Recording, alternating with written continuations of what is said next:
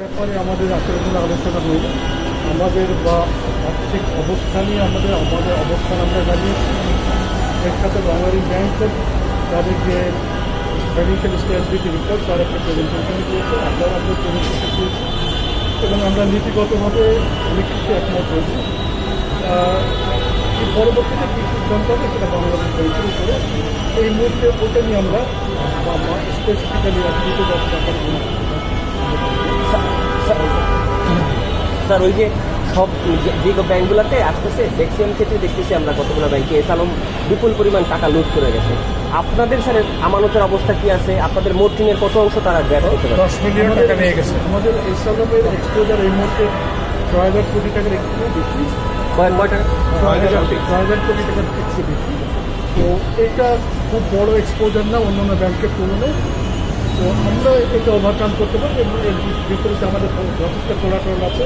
কোলাটেরালের পরিমাণ অ্যারাউন্ড 35%, যেটা অন্যান্য ব্যাংকের তুলনায় এটা যথেষ্ট ভালো অবস্থানে আছে। আমাদের যে ওভারডিউ যে সমস্ত ক্লাসিফাইড লোন আছে, লোনের মধ্যে 50% বা 60% এটা রিডিউ করে এটা রেগুলারাইজ করা সম্ভব এবং সেটা দিয়ে এই ব্যাংক সাসপেন্ড করা সম্ভব। কিন্তু কিছু রেগুলেটরি ইন্টারভেনশন এই মুহূর্তে প্রয়োজন হবে, কারণ আমরা বিভিন্ন কারণে আমরা অনেক চাপের মধ্যে অনেক লাইবিলিটি আসলে ইসলাম তৈরি করে গেছে। যে লাইবিলিটি ইনিশিয়ালি ছিল না, পরবর্তীতে এলসিগুলো ম্যাচিউর করার পরে প্রচুর লাইবিলিটি ক্রিয়েট হয়েছে। এগুলো পেমেন্ট করতে আমাদের আসলে অনেক চ্যালেঞ্জ ফেস করতে হচ্ছে।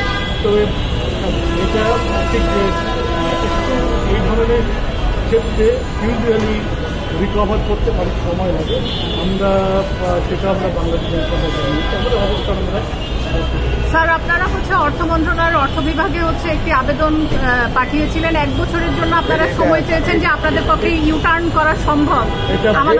কোনো এই ধরনের আলোচনা হয়নি, এটা ব্যক্তিগতভাবে আলোচনা হতে হয়েছে। আমরা বলছি আপনারা কি মার্জারে যেতে চাইছেন বা আপনারা কিভাবে নিরাপদ করবেন? মার্জারে যাবো আমরা। আজকে মার্জারের বিষয়ে কোনো আলোচনা মার্জারের বিষয়ে যাবো কেন? প্রতিষ্ঠানের চেয়ারম্যান, হ্যাঁ আমি তো ফাউন্ডিং চেয়ারম্যান। তো আমরা কেন মার্জিংয়ে যাবো? আমাদের ব্যাংকের অবস্থা খারাপ না, বুঝছেন ব্যাপারটা? আমি তো 2006 সালে আমি 15% ক্যাশ ডিভিডেন্ড দিয়েছি, এটা আমি বোর্ডে এটা বলছি আমি। তারপরে 12তে আমি ব্যাংকটা নিয়ে 13, 14, 15, 16, 20% আমি ডিভিডেন্ড দিয়েছি। হ্যাঁ, তারপরে বিভিন্ন এলাকায় আমরা ঠোঁটকাটা, তালুকাটা, তারপরে চক্ষু অপারেশন, এই মসজিদ মাদ্রাসা করা, এগুলো আমরা করেছি। তো এটা পুরো দেশব্যাপী সিএসআর যেটা কর্পোরেট সোশ্যাল রেসপন্সিবিলিটি।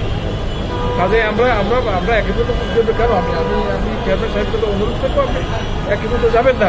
আমরা we don't agree to go to merging. Okay, thank you everybody. Thank you.